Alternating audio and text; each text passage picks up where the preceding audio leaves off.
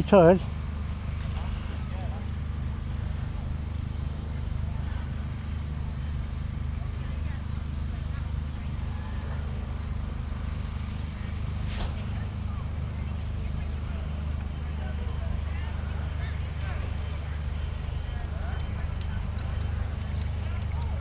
Reminder that the owner of Golf 9 Juliet Charlie Tango, which is a silver BMW with your alarm sounding over by the entrance gate, is still not come over to the vehicle.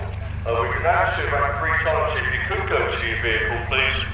Golf 9 Juliet Charlie Tango, silver BMW, over there making a lot of noise. And if you can come and silence it for us before you have a flat battery as well. Thank you.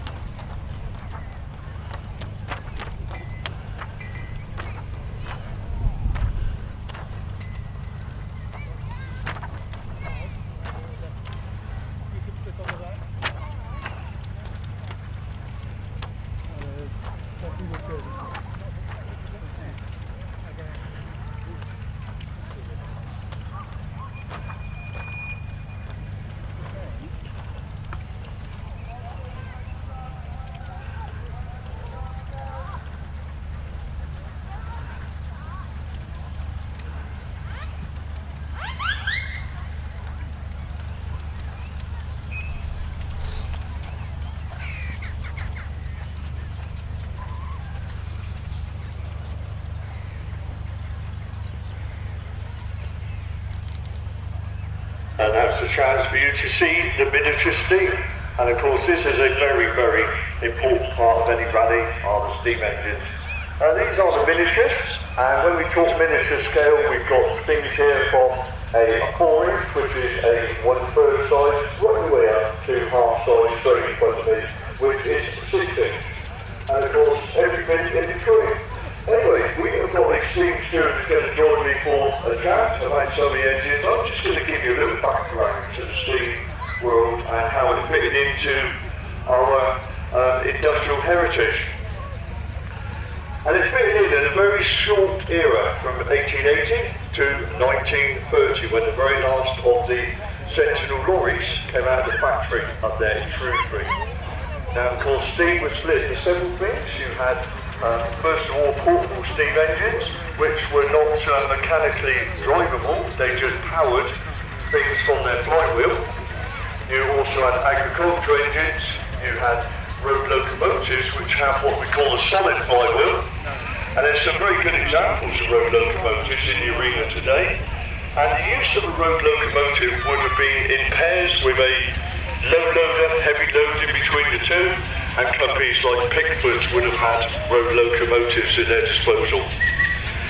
Agricultural engines, now those would have been the ones that drove all the machinery on the farms. They then worked in forestry, driving chainsaws from the use of the flywheels, and they worked in the quarrying with things like stone crushers. When it comes to some of the finer points of engines, we're going to double top this with a steam steward shortly, and we're going to be meeting some of the owners and put a different light on it, because there are stories here to be told. Now, when we think of steam lorries, now you get a full-size version of this, the Bowden. You get a full-size version, that would go round doing its work at 20 mile an hour during the day. very often a steam lorry would have to get up really early in the morning to prepare for the day. It would do a long, arduous day's work and then have to decommission again in the evening. So these guys must have worked about 16 hours at a time. Now where I come from up near Stonehenge, we were the home of James Cockle, civil engineers, and I've written a book actually all about James Cockle because when I was 7, back in 1966, they were still steamrolling all the roads in my village with tarmac. And of course, very, very important piece of history. One thing I've not mentioned going around the arena is the Stanley steam car. But again, we're going to get up close to that one and have a chat to the owner. And yeah, what's some examples? The diesel roller here, the Greens roller straight in front of me. Now that's powered by a 2-cylinder Lister engine. And you know, that would have been around about the 1940s mark. Lovely, lovely engine.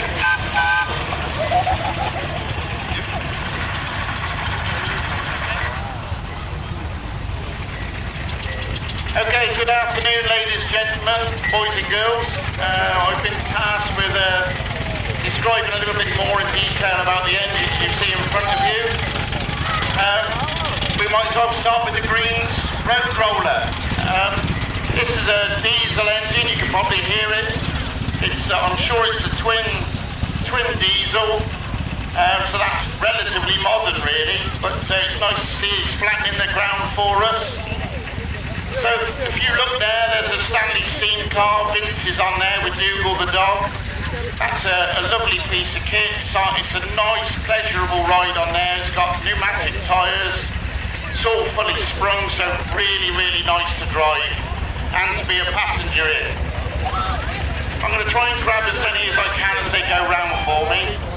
Okay, so we got one of the 4-inch here, which is a single-cylinder agricultural engine, lovely little engine there, and another dog on the back, look. So give him a wave, or is it a she? Give the dog a little wave as she goes around. Okay, we got Morticia here. This is a Foster engine, another one, but absolutely beautiful turned out engine. The paintwork on there is a credit to them both. Okay, we've got James on one of our Foden steam lorries here. This is a twin crank engine. If you look inside, it's got twin pistons, high cylinder and a low cylinder. That's on pneumatic tyres, absolutely lovely to drive. And we got one of our little petrol lorries whizzing around.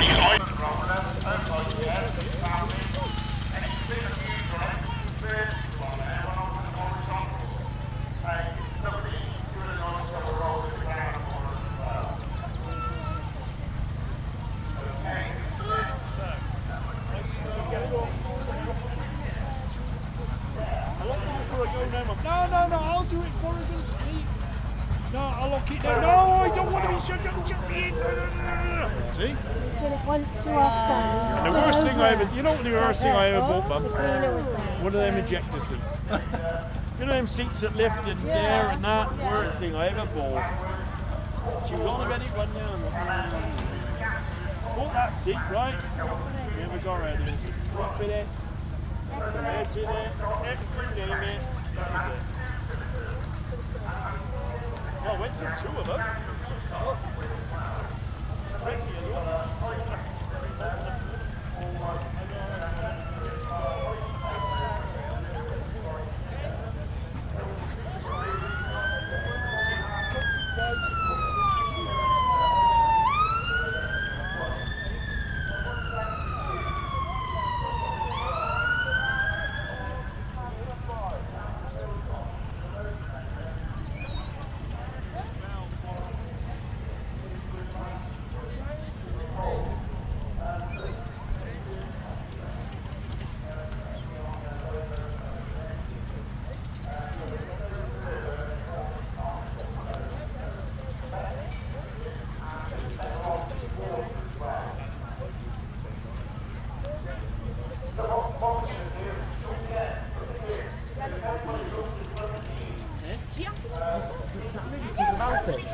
Oh. That's exactly what he owns that.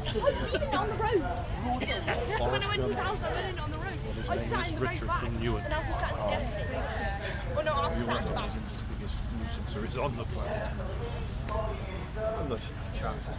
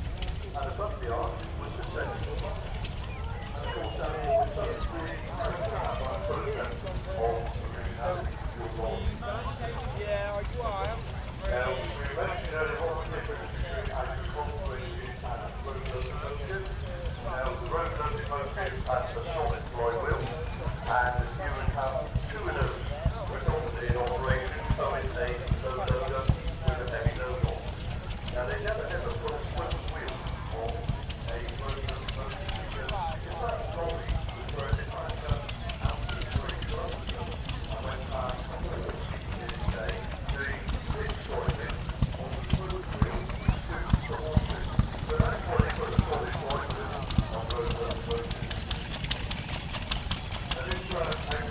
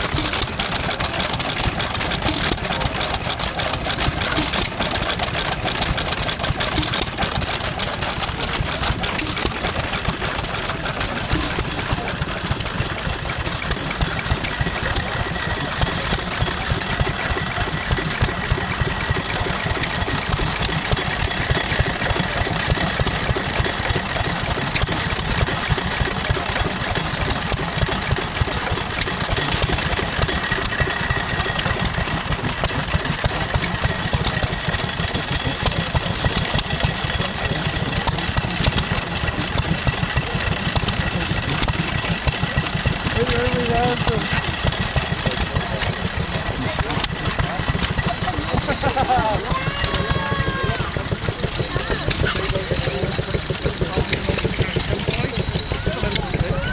old station's about the same size as yours.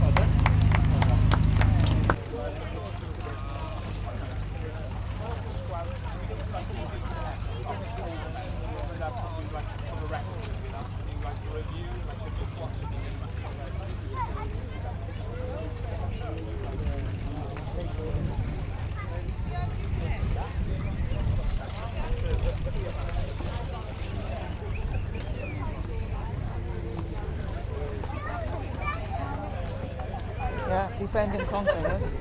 Mm. T-shirts, eh?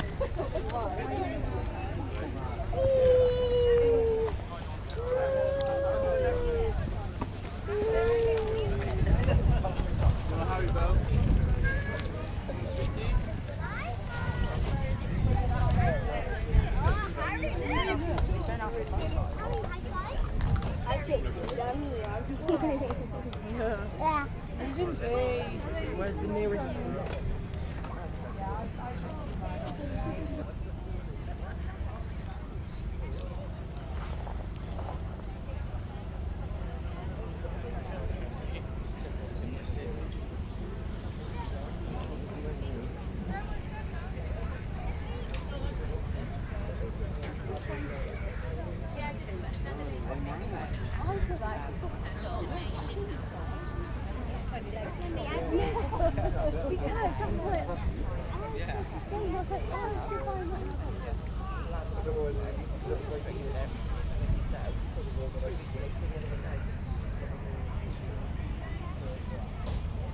Yeah. Missing him so much. He said he's going to a massive heart attack.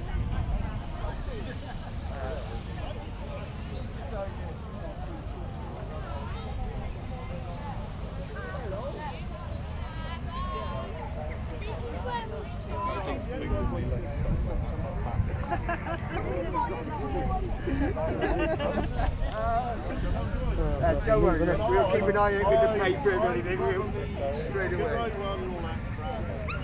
There's some food over here.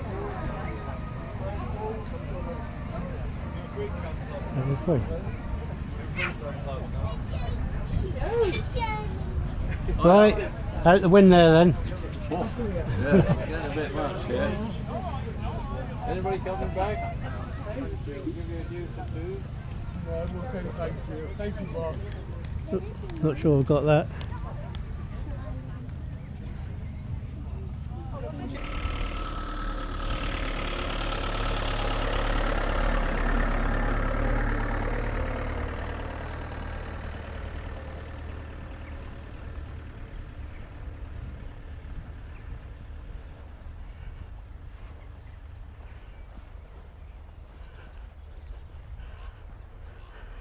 This is a very nice car. Very nice locked car.